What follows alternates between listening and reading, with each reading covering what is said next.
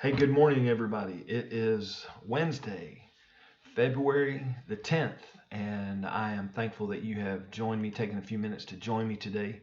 And I hope that and pray that you're looking forward and anticipating a great day. I know it's cold outside and all of those kind of things, but I trust today that no matter what um, the day holds for you, that you're going into your day knowing that you're loved and that you're cared for, and that you are treasured by God.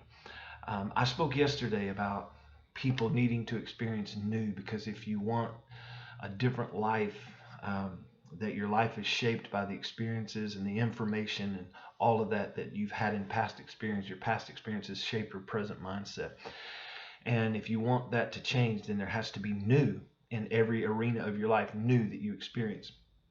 And so, just kind of following along with that a little bit today, I think one of the reasons that people get so stuck in their past and get traumatized, haunted by the things in their past is because I think so many of us don't know the difference between grief and disappointment. Grief is a healthy response to loss, but disappointment revolves around mindsets that are built around expectations and imaginations. And so when I expect something and it doesn't work out, when I imagine something to be different than it is, I set myself up through expectations for disappointment. And so when things don't go the way that I intended them to go or when I want them to go, my life gets sidetracked and I get stuck in a place called disappointment because I didn't get a specific outcome that I wanted.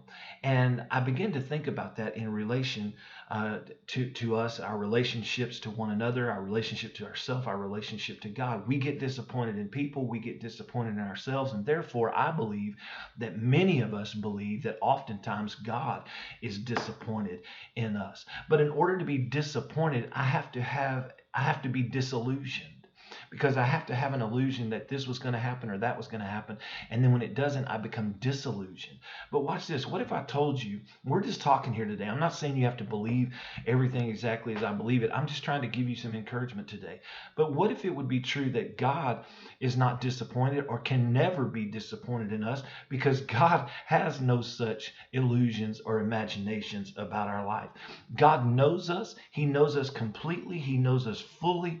He knows us even better than we know ourselves, and yet he still loves us. Do you understand here today that you don't surprise God? He delights in you. You're one of his. He delights in knowing you, and he grieves when there's a separation between us and him, when we choose our way instead of his way, when we walk in darkness rather than walking in light.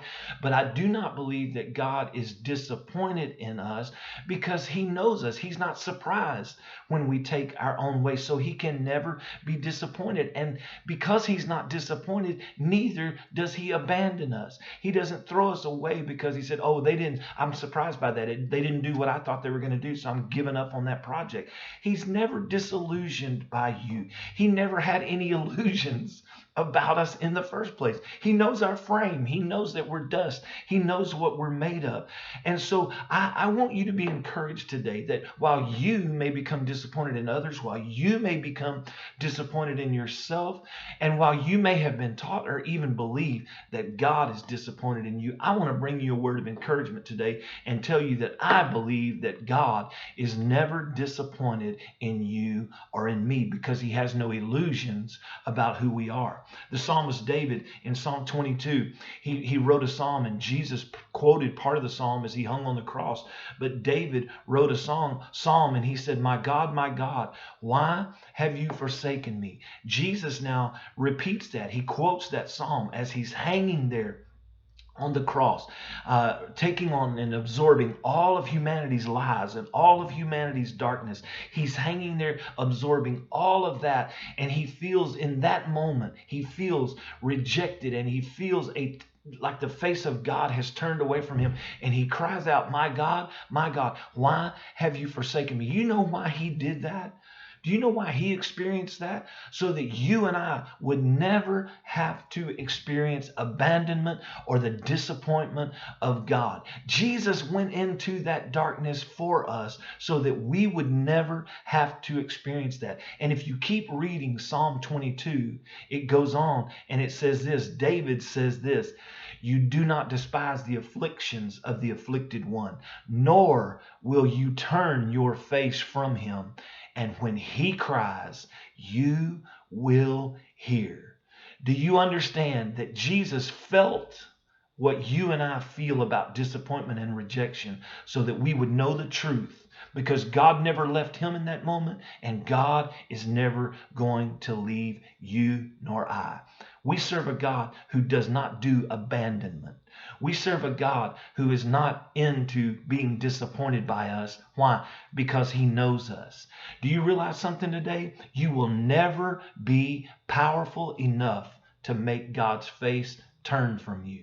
Why? Because God knows you and he is with you always. And you are never a disappointment to God.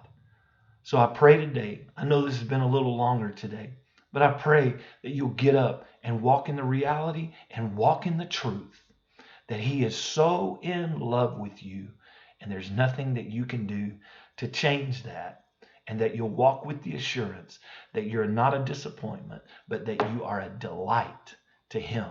So go and face your day today knowing that you're a delight to God, and in you he finds peace and he finds joy and he finds contentment, and he has the best for you. And so he is never disappointed by you. I pray that helps you some today. The Lord bless you.